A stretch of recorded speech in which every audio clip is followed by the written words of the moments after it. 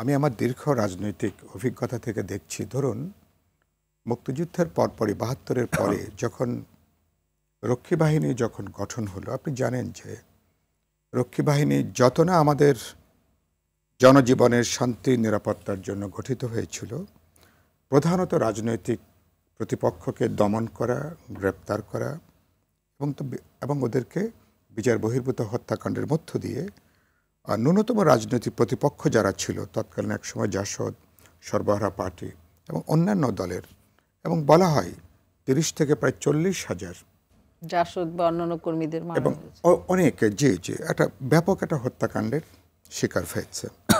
দুর্ভাগ্যজনকভাবে পরবর্তীতে যারা ক্ষমতায় এসছেন এই জায়গা থেকে তারা খুব শিক্ষা গ্রহণ করেননি।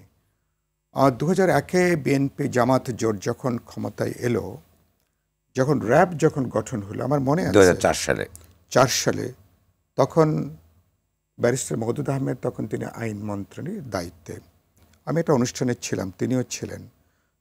তখন আমি ইন্দিরা রোডে থাকি। তো তখন আমাদের ওই ইন্দিরা রোডের পশ্চিম রাজাবাজার ওখানে সংক্ষেপে করতে আমাদের সময় একদম প্রান্তে, তখন দেখলাম যে সেখানেও কয়েকজনকে তখন ক্লিন হার্ট অপারেশনের নাম করে ওদেরকে তখন তুলে নিয়ে হত্যা করা হয়েছে। আমি মওদুদ সাহেবকে তো আগে চিনতাম ভালোভাবে, ওনাকে বললাম যে আপনারা যে দানব যেটা তৈরি করছেন এলিট ফোর্সের নাম করে, এটা তো একসময় তো এটা তো আপনাদেরকেই খাবে, অ্যান্ড দ্যাট হ্যাপেন্ড।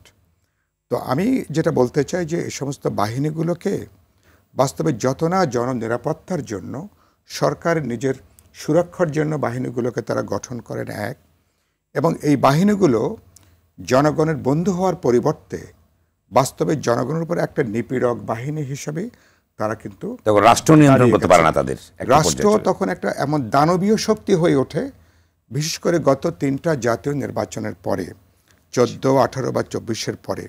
এখন ওই যে র্যাব মনে করে তারা সরকারকে ক্ষমতা রেখেছে, পুলিশ মনে করে তারা ক্ষমতা রেখেছে, ফলে এদেরকে যা খুশি তাই করবার লাইসেন্স দেওয়া হয়েছে। আমি যেটা বলতে চাই, এবারকার অভ্যুত্থানের পরে, গণজাগরণের পরে, আজকে আমাদের অফিসে এই প্রশাসনিক সংস্কারের ব্যাপারে একটা চিঠি এসেছে।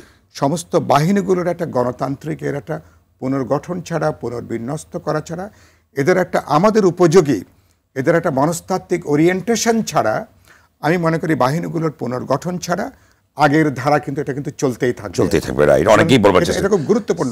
আরেকটা জিনিস হচ্ছে যে বিএনপি এর ভিতরেই প্রস্তাবনা করেছে যে র্যাবকে বিলুপ্ত করার কথা। আমি আজকে বলেছি র্যাবের বিলুপ্ত করার প্রশ্ন আমি বলেছি, কমপক্ষে পুলিশের পোশাক, র্যাবের পোশাকটা পোশাক কোড এখনই পরিবর্তন দরকার।